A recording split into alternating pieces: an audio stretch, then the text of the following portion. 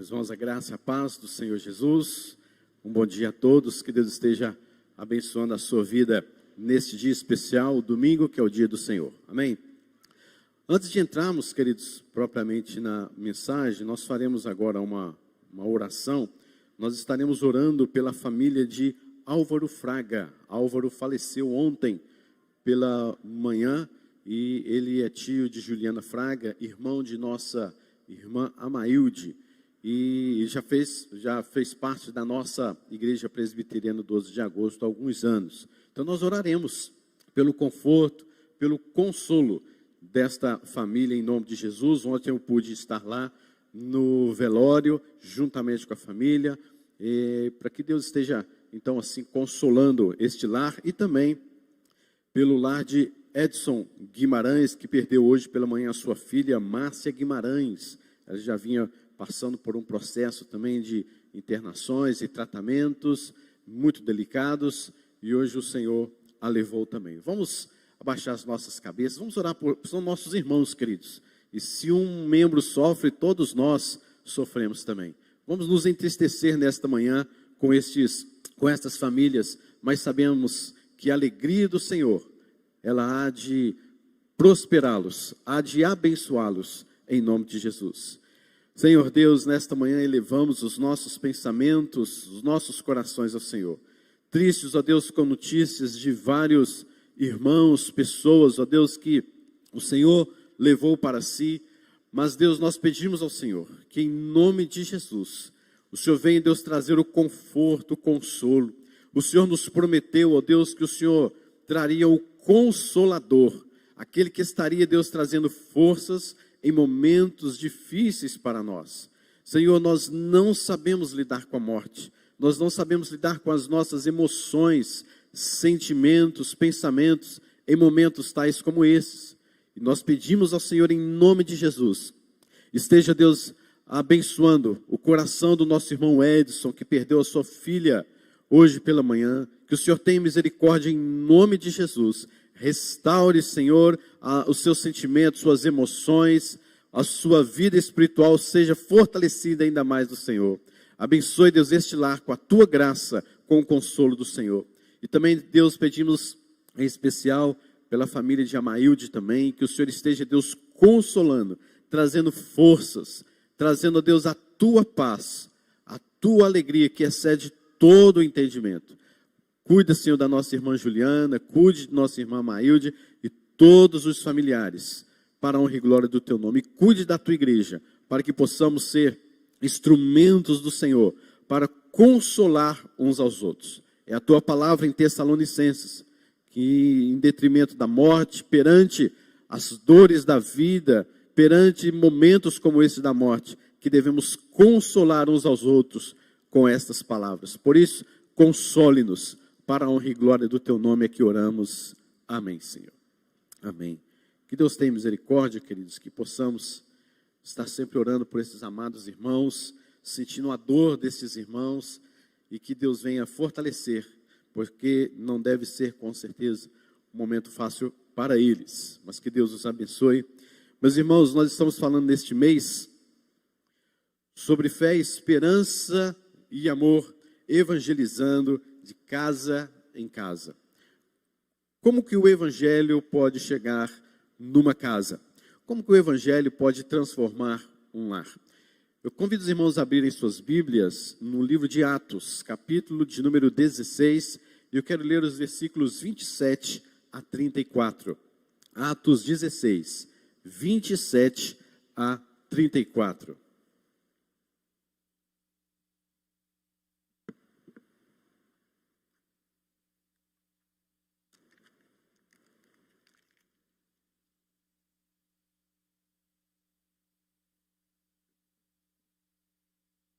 Atos 16, 27 e 34 nos diz: o carcereiro despertou do sono e, vendo abertas as portas do cárcere, puxando da espada, ia suicidar-se, supondo que os presos tivessem fugido. Mas Paulo bradou em alta voz: não te faças nenhum mal, que todos aqui estamos.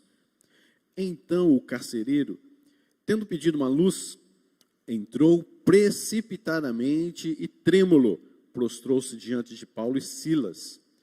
Depois, trazendo-os para fora, disse: Senhores, que devo fazer para que eu seja salvo? Responderam-lhe: Crê no Senhor Jesus, e serás salvo tu e tua casa.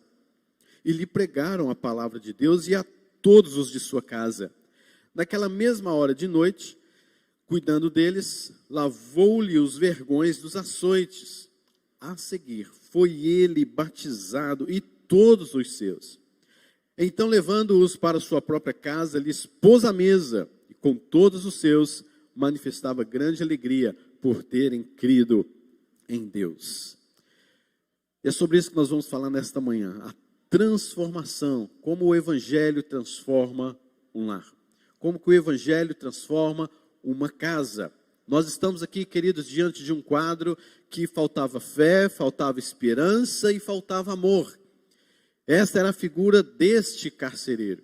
Se lhe faltava fé, esperança e amor, obviamente, a sua casa, a sua família estava destituída de paz, destituída também de esperança, fé e amor, e ele necessitava urgentemente da graça de Deus em sua vida.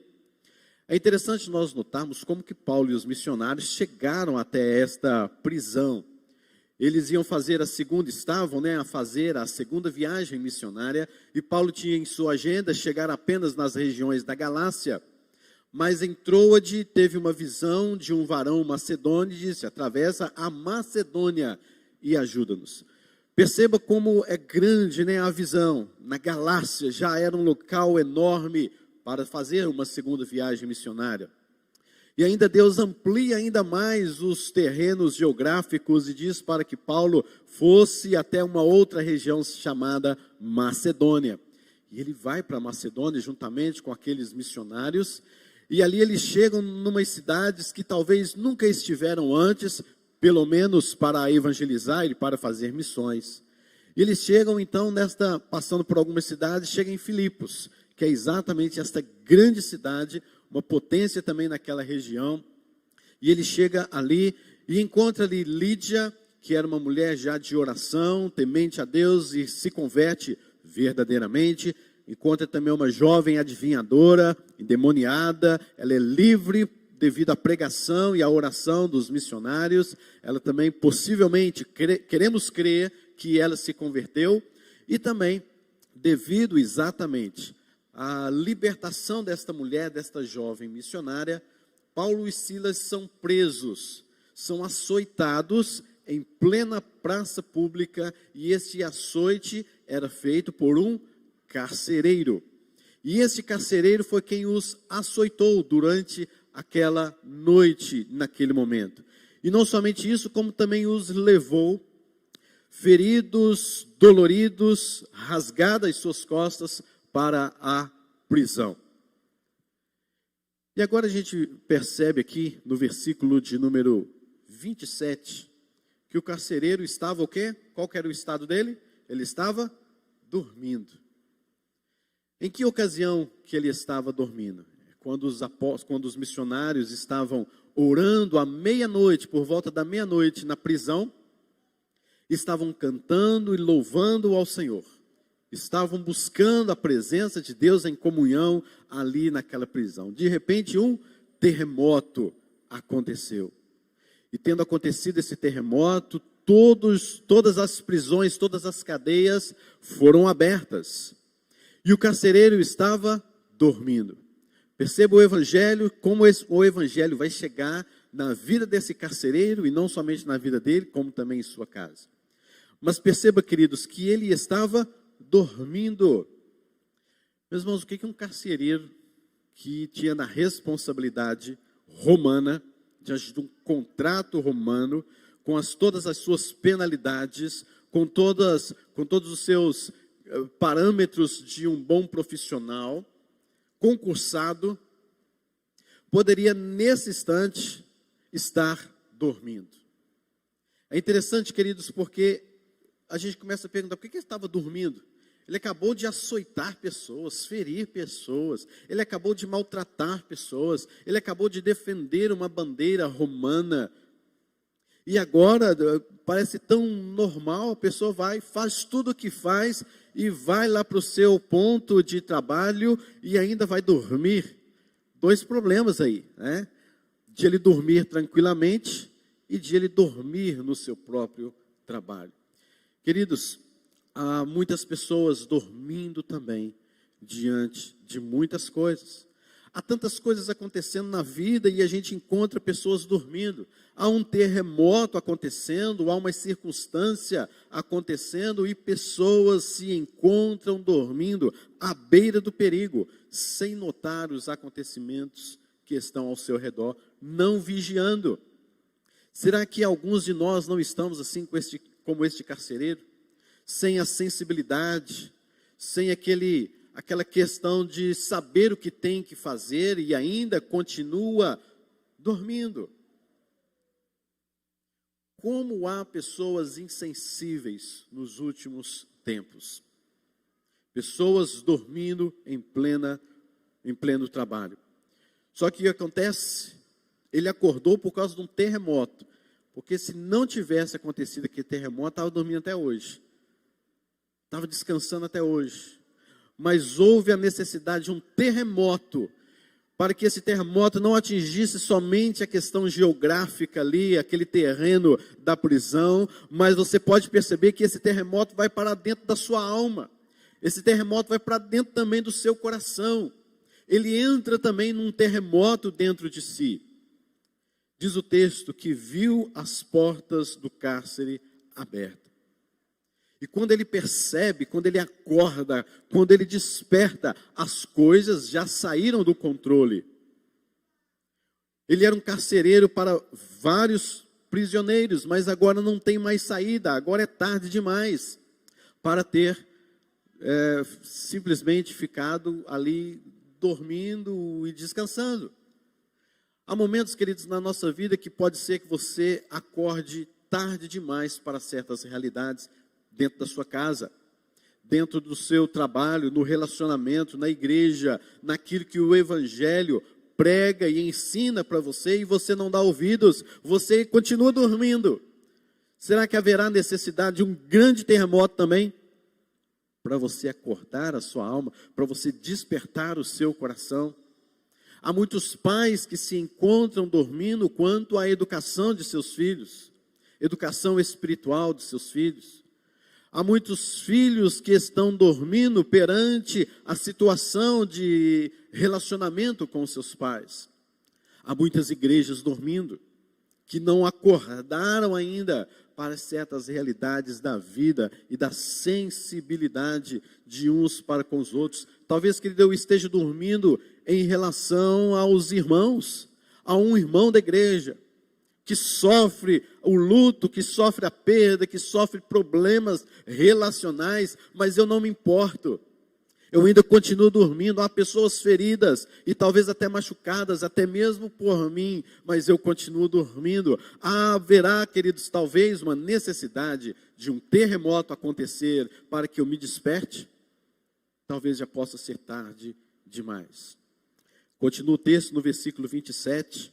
Puxando da espada. Perceba que este carcereiro, ele tinha instrumento, ele tinha um aprendizado sobre como manejar uma espada, ele tinha meios, ele tinha formas de resolver certas situações, ele era um homem armado, ele teve escola para isso, ele aprendeu a fazer isso, ele sabia manejar uma espada, mas diante deste momento, de que lhe serviria uma espada? Há pessoas, queridos, que têm várias formas, metodologias de resolver certas situações. Há pessoas que são entendidas com a vida, veem a vida, estudam sobre a vida, sabem de certas situações, têm instrumentos grandiosos para direcionar a vida, mas continuam dormindo e para nada vale os seus conhecimentos, os seus estudos, se esse terremoto não provocar algo na sua vida, no seu coração. Não adianta exteriormente você estar armado, não adianta exteriormente você estar com uma espada afiada de 2 gumes, preparada para atacar o inimigo, se você ainda continua dormindo para a fé, para a esperança e para o amor. Não vigiamos, não olhamos o que está acontecendo ao nosso redor. Não somente isso, mas ele pegou da sua própria espada para fazer o quê?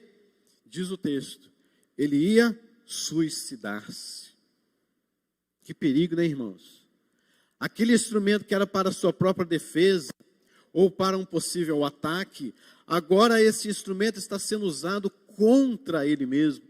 Talvez muitas coisas que você tem conhecimento, às vezes aquilo volta-se contra você mesmo. Há muitas coisas que pregamos, que falamos, que nos colocamos, nos portamos como entendidos, mas estamos dormindo. E nestes momentos agora de um grande terremoto, parece que essas coisas se viram para nós mesmos, contra nós mesmos. Há muitas pessoas, queridos, se suicidando espiritualmente, porque não estão vigiando, assim como Jesus Cristo disse, vigiai e orai, para que não entreis em tentação. Ele tinha uma espada e agora esta espada serviria para o seu suicídio. Ele ia se matar, ele ia tirar a sua vida. Na Bíblia nós vemos histórias de pessoas que se suicidaram, apesar de poucas, mas são raras as histórias que diz que alguém tentou se matar, como é o caso desse carcereiro. Tentativas de suicídio. Aqui, queridos, é um ponto auge de que um homem perdeu a sua total esperança. Se ele tinha alguma esperança, agora que ele não tem mais nenhuma. Aqui é o momento do auge em que o homem pode chegar na sua depravação total, que é tentar tirar a sua própria vida. Um terremoto aconteceu, não somente exterior, mas no seu coração agora na sua alma. E o terremoto era tão grande, o terremoto era tão perigoso, que ele tenta tirar a sua própria vida, porque ele vê como uma pessoa que não conseguirá sair desse terremoto. E tudo aconteceu num piscar de olhos. Foi rápido demais. O terremoto abriu os olhos, viu o que aconteceu, de repente o terremoto também no seu coração, e ele pega a sua espada e já tenta se suicidar. Coisa rápida. Algumas coisas que acontecem na nossa vida, no piscar de olhos. Se você não tiver domínio, se você não tiver a fé, a esperança e o amor na sua vida, do que adiantará? Se você não estiver vigiando, o que adiantará a sua espada? Se você não estiver vigiando, o que adiantará o seu entendimento, compreensão, os seus princípios e valores? Se você não estiver vigiando com o Senhor. Ele ia se suicidar. E por que ele iria se suicidar? Diz o texto, ainda no versículo 27, supondo que os presos tivessem fugido. A causa da tentativa de suicídio é porque ele supôs que os presos tivessem fugido. Era uma suposição, mas era uma suposição óbvia. Porque se os cárceres abriram-se, se as prisões se abriram, então, mesmo que seja rápido, o que passa na mente dele é o seguinte, fugiu todo mundo. E ele, o carcereiro, como um carcereiro romano, segundo a lei romana, ele tinha que pagar pelo mesmo castigo dos presos. Por causa de um que fugiu, ele teria que pagar pelo seu mesmo castigo. Ou seja, se aqueles presos foram açoitados, ele também deveria ser açoitado. E não somente o açoite, mas também, possivelmente, durante o processo de seu julgamento, ele deveria, inclusive, ser morto, porque ele não cumpriu as ordens do imperador, do Deus romano. Então, o que ele viu ali, ele ia se suicidar, porque, de repente, passou na cabeça dele um monte de coisa. Um monte de história, várias coisas ao mesmo tempo surgindo na cabeça dele. A lei romana, os presos fugiram, tenho que me matar, o que vai ser de mim? Já teve isso na sua vida? Num instante, num piscar de olhos, passar uma história na sua mente, na sua cabeça, no seu coração. Foi possivelmente isso que aconteceu com o carcereiro. E ele tentou se matar, supondo, era uma suposição óbvia, mas a realidade era negativa. Prova, queridos, de que nós imaginamos e supomos muitas coisas da vida. Mas era necessário ouvir uma palavra de esperança.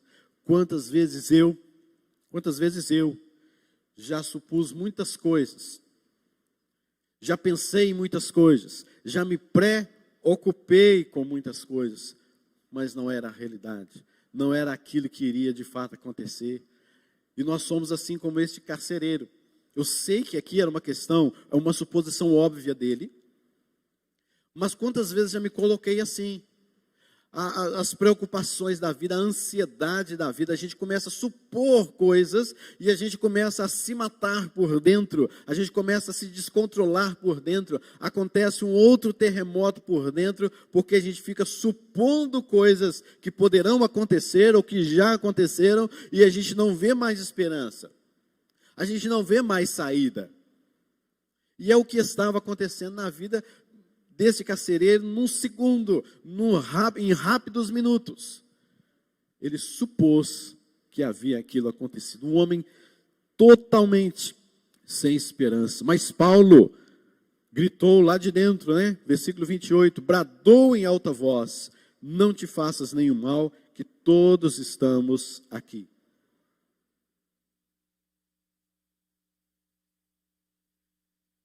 Essa foi a primeira palavra de esperança que aquele homem ouviu logo após o seu desespero.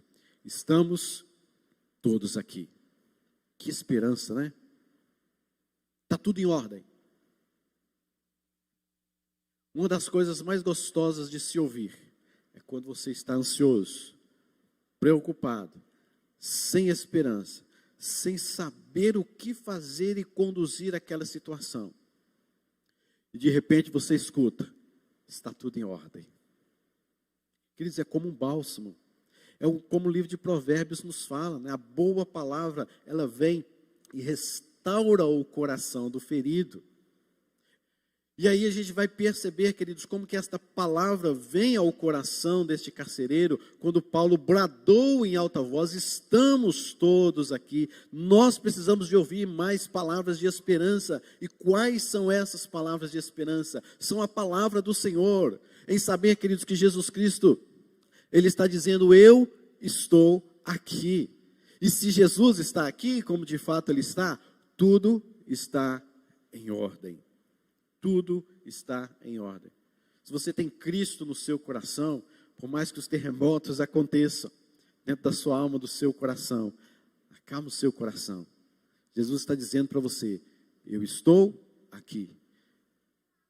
E se Ele está aqui, como Ele está aqui, de fato, então está tudo em ordem. Está tudo em ordem. Acalme-se. Preciso de você pegar a sua espada e tentar fazer qualquer coisa, não. Acalme-se no Senhor, ouça essa palavra, ouça, abra o seu coração, abra o coração da sua alma, escute Jesus Cristo dizendo, estamos todos aqui, ou melhor, estou aqui.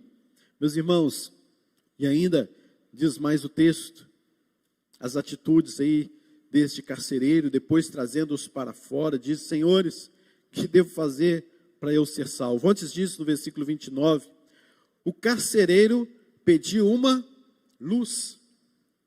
O carcereiro pediu uma luz. Agora vem cá, o que é que um carcereiro, de noite, com uma espada ao seu lado, e não tem luz para caminhar naquele cárcere, naquela prisão, se acontecesse qualquer coisa? O que que este homem estava fazendo sem uma lanterna, pelo amor de Deus, né? O que este homem, na sua total irresponsabilidade que vemos aqui agora, está fazendo sem uma luz? Meus irmãos, nós precisamos de luz, e a palavra do Senhor nos diz no Salmo 119, versículo 105, o quê? O que mesmo? Lâmpada para os meus pés é a tua palavra, e luz para os meus caminhos. Meus irmãos, na hora dessas provações, desse terremoto, a gente não acha uma luz. Talvez ele tivesse lá uma luz, uma lanterna, seja o que for, mas ele, de alguma forma, ele não achou essa luz, ele não tinha luz, e ele pede uma luz. Meus irmãos, oremos ao Senhor, pedindo essa luz. Senhor, dá-me uma luz. Eu preciso dessa luz. O terremoto está grande demais, eu não estou conseguindo achar uma lanterna, não. mas me dê uma luz. É o que o carcereiro fez, ele pediu uma luz.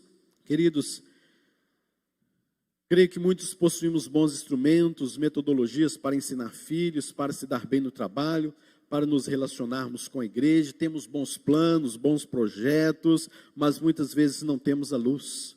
É preciso pedir essa luz que vem do alto, que vem do Senhor para nós. Aquele homem não precisava simplesmente de uma luz física para iluminar o seu caminho. O que ele mais precisava era a luz da palavra de Deus, o evangelho do Senhor Jesus Cristo. E o versículo de número 30 nos diz assim: depois, trazendo-os para fora, disse: Senhores, que devo fazer para que eu seja salvo? Talvez os legalistas, lá daquela época, daquela região, diriam assim: olha, você tem que se circuncidar, você tem que seguir os costumes de Moisés, você tem que fazer um tantão de coisa, e quando você fizer, a gente volta aqui. Mas o que os missionários respondem é: crê no Senhor Jesus Cristo. Naquela hora da noite, com os vergões em suas costas, com o sofrimento e com terremotos, eles ainda puderam pregar a palavra do Senhor, porque essa é a palavra de esperança, essa é a palavra que transborda em fé e em amor, essa é a palavra, é o evangelho, querido, que sai daquelas regiões longínquas da Galácia e vem passando toda a Macedônia em cidades grandes, em viagens demoradas, em barcos, em navios, para chegar na casa de um carcereiro. Por isso nós precisamos de saber que o evangelho tem que chegar em nossa casa. O evangelho que veio de longe, lá daquelas regiões da Palestina, há anos atrás, agora ele está chegando em nossas casas, e ele tem que chegar na casa de outras pessoas, para trazer-lhe esperança, porque há muitos terremotos acontecendo, e nós como igreja não podemos ficar dormindo, enquanto terremotos acontecem em diversas casas, em diversos lares, e nós tendo uma espada, e nós possuindo a luz do evangelho, e nós não podemos levar fé, amor e esperança a essas pessoas que estão passando por terremotos na vida. O que precisamos de levar é crer, creia no Senhor. A pergunta desse homem: o que devo fazer para ser salvo? Ele não tinha esperança, ele não tinha sequer uma luz física, nem uma luz no seu coração, não tinha nada. Ele não fez bem o seu trabalho, ele estava dormindo. Isso mostra uma pessoa irresponsável. Ele não teve uma boa conduta diante do seu desespero, ele ia se suicidar. Isso nos mostra que ele é impotente, falta de preparo emocional. Porque um carcereiro, um soldado romano, ele tem que se preparar para momentos como esse. Mas ele não havia um preparo emocional naquela hora. Ele também, em terceiro lugar, fez uma suposição da realidade. Ele supondo. Isso mostra falta de domínio da sua mente, do seu coração, falta de domínio sobre a questão da realidade e como proceder diante de problemas tais como esse. Ele pediu uma luz, algo que ele deveria ter preparado, estar pronto ali em suas mãos. Isso mostra falta de preparo, falta de vigilância. Diz o texto que ele entrou precipitadamente, no versículo de número 29, e também trêmulo. Isso mostra falta de domínio e desespero em seu coração. E agora ele vem para a pergunta para os missionários. Ele vem dizendo assim: o que devo fazer para ser salvo? Meu irmão, você não sabe trabalhar direito. Você é uma pessoa irresponsável. Você não tem preparo emocional. Você não tem domínio da sua mente. Você não tem domínio da situação. Você foi preparado para muitas coisas nesta vida, mas diante da situação você não sabe resolver a situação. Você é um impotente. Diante de provações na sua vida, você não sabe nem o que vai acontecer, você não sabe nem resolver a situação. Agora você chega para nós e pergunta: o que eu devo fazer? O que você acha que você deve fazer? Qual a potencialidade das suas atitudes que podem resolver a situação? O que você deve fazer? Queridos, não há nada o que fazer. Esta figura do carcereiro é a minha figura. É a sua figura. Por quê? Porque a gente, por mais que a gente saiba das coisas, a gente não sabe fazer as coisas.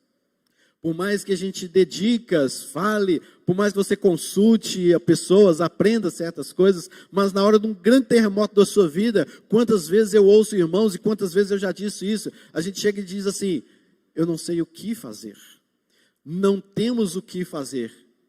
Ora, você não tem dinheiro? Você não tem uma boa saúde? Você não foi bem preparado para isso? Você não tem uma igreja? Você não tem certas situações que poderiam colaborar para o bem diante dessa situação? O que você deve fazer para ser salvo? Queridos, sem chance.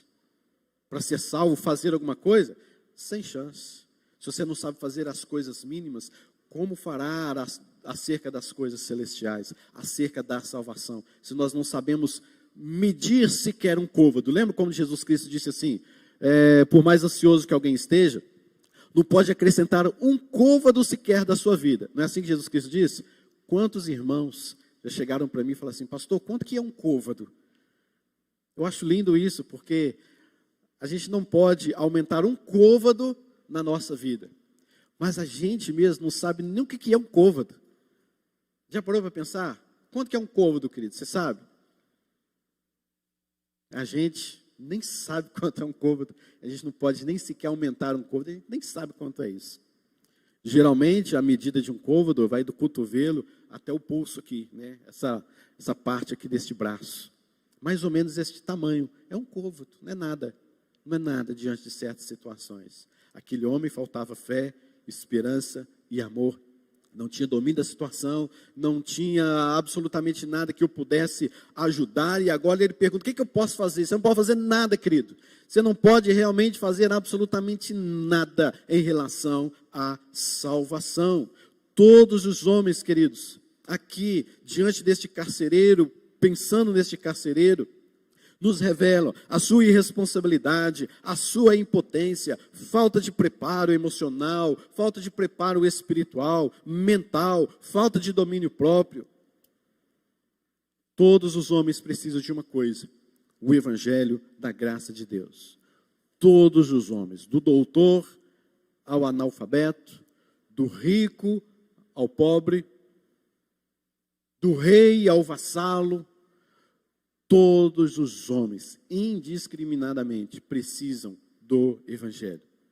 E essa necessidade, queridos, não é suprida pelas coisas que você sabe, que você faz, talvez pelo que você não saiba, pelo que você não faça, mas essa necessidade é suprida somente pelo evangelho da graça de Deus na vida e no coração de um homem, porque dele mesmo, de nós mesmos, não sairá nada. A resposta dos missionários, crê no Senhor Jesus Cristo e será salvo tu e a tua casa. Poderíamos traduzir este texto de uma melhor forma para entendermos, crê no Senhor Jesus Cristo e tua casa será salva também se crer. Paulo não está dizendo que quando aquele homem crer e toda a sua casa automaticamente será salva. Paulo está dizendo, se você crer, você será salvo. Da mesma forma, se a sua família também crer, ela será salva. É tanto que agora eles vão para a casa, em algum lugar ali no versículo 32, e Paulo diz, e as escrituras nos diz, e lhe pregaram a palavra de Deus a todos e os de sua casa. Eles também precisavam ouvir o evangelho da graça de Deus. E meus queridos, como é lindo isso aqui, como é maravilhoso isso aqui. Você poderia ter pensado que Paulo sairia então daquela região, da sua segunda viagem, e ter feito conferências e mais conferências, fechado estádios, feito palestras e mais congressos até chegar naquela região, mas não, queridos, ele sai para chegar na casa de um carcereiro que não tinha a potencialidade, não tinha um crivo de domínio próprio, que não tinha uma força sequer para se livrar de um terremoto, e o evangelho chega na casa de um homem, na casa, é a fé que agora está brotando ali no coração, é o amor, é a esperança que está ali renovando aquela casa. O carcereiro demonstrou que mesmo possuindo uma espada, não poderia se proteger, e nem proteger também a sua casa. E foram para a casa dele pregar o evangelho, porque o evangelho ele aborda toda a casa. E se aquele homem cresce, naquilo que ele cresce, ele levaria para a sua casa, e naquilo que a família sua cresce, também seria salva. Versículo 33 nos diz: naquela mesma hora da noite, cuidando deles, lavou-lhes os vergões dos açoites. A seguir, foi ele batizado e todos os seus. Diz um certo autor, uma das evidências do verdadeiro arrependimento é um desejo motivado pelo amor. E amor de reparar e de restaurar a comunhão com aqueles que fizemos mal. Devemos não apenas lavar os pés uns dos outros, mas também limpar os ferimentos que causamos. Foi o carcereiro que açoitou-os naquela noite. E agora ele está ali lavando os vergões. Perceba como é a diferença, como que o evangelho transforma, como que o evangelho traz uma paz que excede a todo entendimento. E agora aquele que há poucas horas atrás estava açoitando os missionários, estava ferindo os missionários e foi dormir um sono tranquilo e profundo dentro do seu cárcere, ou dentro debaixo do seu teto, ali onde ele está, ali para vigiar, e agora ele está em sua própria casa, lavando os vergões que ele mesmo causou. Isso é a transformação do evangelho. E a resposta deles dos missionários foi: crê no Senhor Jesus Cristo. Crê, queridos, quando nós olhamos para a página do Novo Testamento, até mesmo o crer não é algo que brota do nosso coração. O crer vem do próprio Deus. A palavra de Deus nos fala que é um dom que Deus nos dá, é um dom de Deus o fato de nós crermos, porque nem isso eu e você podemos brotar do nosso próprio coração. Então ali há um movimento do Espírito Santo para trazer esperança, fé e amor dentro da casa daquele carcereiro. Meus irmãos, tendo o evangelho transformado aquele lar, foram então para a sua casa, o evangelho transformou aquela família, o seu lar. E é interessante nós terminarmos no versículo de número 34, observando o versículo 27, que começa falando de um possível suicídio, de desespero, de tremor, de terremoto, de impotências, de espada, de suicídio, de morte. E a gente termina o versículo 34, então levando-os para a sua própria casa, lhes pôs à mesa, olha que coisa bonita, e com todos os seus manifestava grande alegria por terem crido em Deus. Da morte de um possível suicídio para a alegria no Senhor. Queridos, essa história do carcereiro traduz para nós a nossa história. Somos impotentes, somos irresponsáveis, não temos nada o que fazer, a não ser crer na palavra de Deus, ter esperança, fé e amor, baseado naquilo que a palavra de Deus nos ensina e baseado no mover do Espírito Santo em nossos corações. E que circunstâncias em nossas vidas nos levam a tomar atitudes das mais desenfreadas, que talvez nenhum de nós imagina, mas é somente pelo Evangelho da graça que somos transformados. Saímos, queridos, da suposição do mal para a certeza da vida eterna. Enquanto ele supunha que haveria um grande mal acontecendo ao ponto de suicidar-se, agora ele tem a certeza da vida eterna. É necessário, queridos, deixar os nossos próprios instrumentos para usufruirmos da graça, que é de graça de Deus sobre as nossas vidas. Saímos das trevas para a luz. Devemos reconhecer os nossos pecados e passarmos a seguir Jesus.